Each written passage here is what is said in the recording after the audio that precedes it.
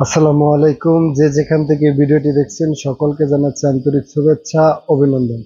অনেকে আমাকে কমেন্টে জানিয়েছিলেন, ভাই আমাদের ইজি বাইকের পাওয়ার গুলো কেন জ্বলে যায়। মিশুক গাড়ির পাওয়ার, এটি একটি মিশুক গাড়ির পাওয়ার।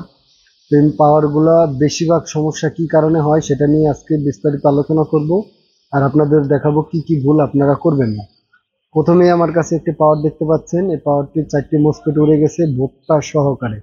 এই সমস্যাটা হওয়ার কারণটা কি সেটা আমি আগেই বলে দিচ্ছি আপনাদেরকে।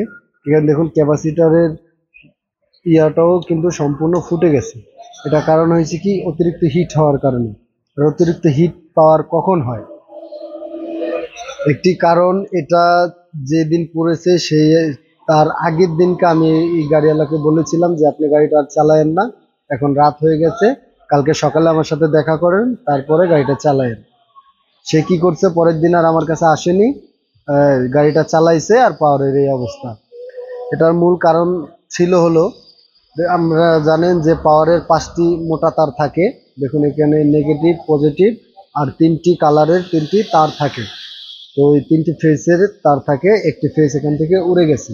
তো এটা জ্বলার কারণ কি, এর তার হইলো যে সার্ভিস তারটি ছিল মোটরের, ঠিক আছে, সেই সার্ভিস তারটি গলে গিয়ে কার্বন জমে লাইন ঠিকমতো পাস হচ্ছিল না, লুজ কালেকশন ছিল, তার কারণে তারটি জ্বলে গেছে। আমি বলছিলাম তারটি চেঞ্জ করার জন্য, চেঞ্জ করেনি।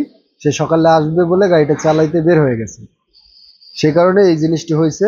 আসলে এটা যখন চলে, আমরা পিক আপটা দিই, 3টি লাইন দিয়ে সমানভাবে কারেন্ট ফ্লো হয় মোটরের দিকে, কিন্তু মোটরে যদি 3টি লাইন একসাথে না পায়, তখন মোটর 2টি লাইন দিয়ে চলার ফলে মোটরে হামিং সৃষ্টি হয় এবং কি জকর করে সাউন্ড করে। আসলে এই সাউন্ডের কারণে আর তারগুলো আরো হিট হয়ে যায়। আর যেই লাইনটা বন্ধ রয়েছে এই লাইনটা অতিরিক্ত গরম হয়ে যায়, 2টি লাইন দিয়ে চলে, আবার কিছুক্ষণ পরে এটা পায়, তখন একটু ভালো চলে। এভাবে মিসফায়ার করতে করতে আমাদের এই বোর্ডের মসফেট গুলো উড়ে যায়, সাথে সাথে এই ছোট কম্পোনেন্ট গুলো উড়ে যায়। এটা আসলে রিপেয়ারিং করা সম্ভব, কিন্তু এটা এইভাবে আপনারা চালাবেন না কখনো। আর দ্বিতীয় কারণটি হলো, এ ধরনের যে মোটরের আইসি গুলো থাকে, এই আইসি যদি একবারে কেটে যায় তখন কিন্তু আপনাদের মোটরগুলো আর চালাতে পারবেন না।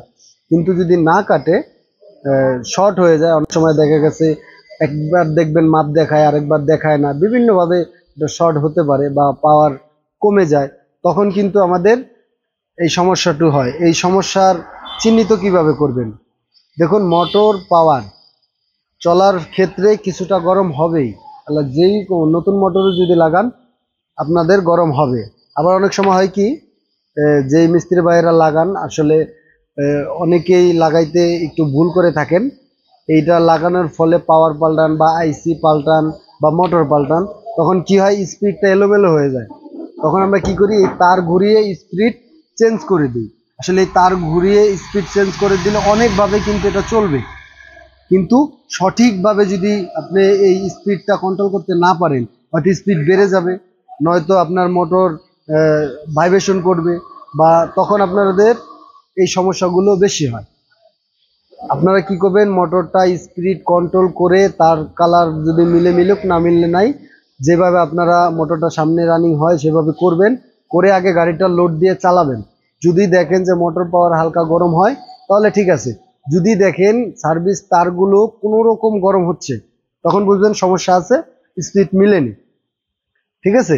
আর গাড়ি চলার ক্ষেত্রে যদি দেখেন মাঝে মাঝে পিক আপ ছেড়ে দেয়, বা ভাঙ্গায় পড়লে লাইন চলে যায়, ঠিক আছে, বা মোটরে হঠাৎ সাউন্ড বেড়ে যাচ্ছে আবার কমে যাচ্ছে, এই ধরনের প্রবলেম যদি হয়ে থাকে, তাহলে বুঝবেন আপনাদের গাড়িতে সমস্যা আছে, তারে হোক যা যেখানে হোক লুজ কালেকশন আছে, বা আইসিটি শর্ট হয়ে গেছে। তখন আপনারা কাজ করিয়ে নেবেন।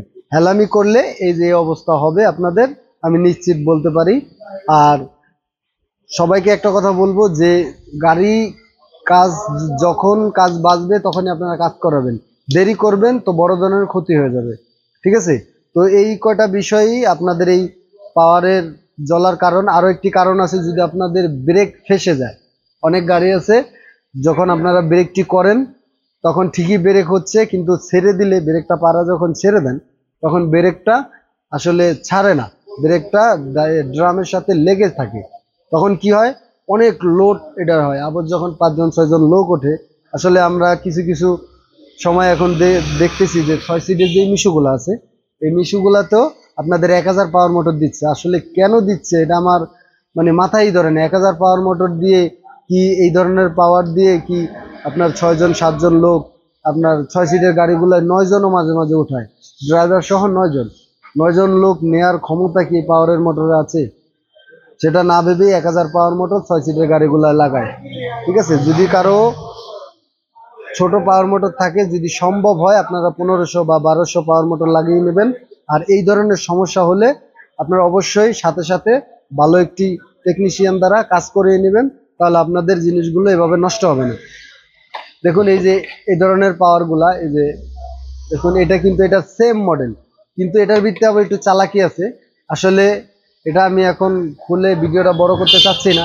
এই পাওয়ারটি আমি চেঞ্জ করে ফেলেছি, কারণ এই কালো পাওয়ারটিতে আমার এক পরিচিত লোক ছিল, তার সমস্যা কি হয়েছে, এখানে দেখুন মসফেট কিন্তু যে কটা লাইন মসফেটের কোম্পানি দিয়েছে প্রত্যেকটাই রয়েছে, কিন্তু এখান থেকে এই পাওয়ারটিতে খুললে দেখা যাবে মাঝখানে প্রত্যেকটি সাইডের থেকে একটি করে মসফেট কম দিয়েছে, কোম্পানি দিয়েছে।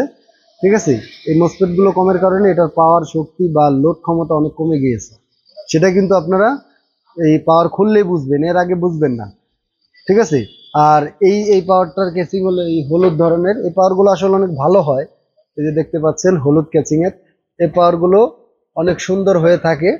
কিন্তু আপনাদের যেই সমস্যার কথা বললাম, এই সমস্যা নিয়ে যদি আপনারা গাড়ি চালান, আপনাদের মোটর পাওয়ার ঠিক থাকবেই না।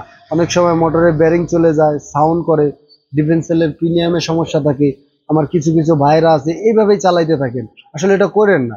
আপনাদের মোটরে একটা ব্যারিং এর দাম 70 টাকা, 60 টাকা, 50 টাকা, আর খুলতে লাগাইতে নাহলে আরো 200-300 টাকা যাবে।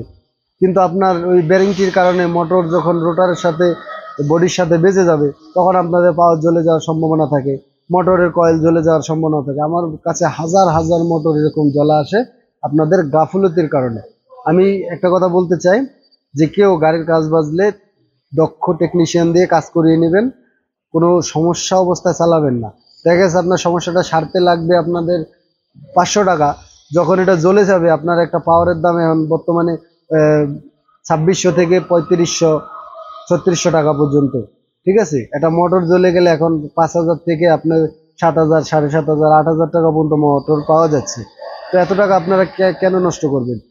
কিছু কিছু ভাইয়েরা আছে যে পরে করাইতে গিয়ে বড় ধরনের ক্ষতির সম্মুখীন হন। তো অনেক ভাই আমাকে এটা নিয়ে বিস্তারিত বলতে বলেছিল যে এই মসফেট বোর্ডগুলো কিভাবে উড়ে যায়, কি কি সমস্যার কারণে উড়ে যায়। আশা করি আপনাদের বোঝাতে পেরেছি। আর যদি কাউকে বোঝাতে না পারে অবশ্যই কমেন্টে জানিয়ে দেবেন। পরবর্তীতে অন্য এক ভিডিওর মাধ্যমে কোন জিনিসটি বোঝেননি সেটা বোঝানোর চেষ্টা করব।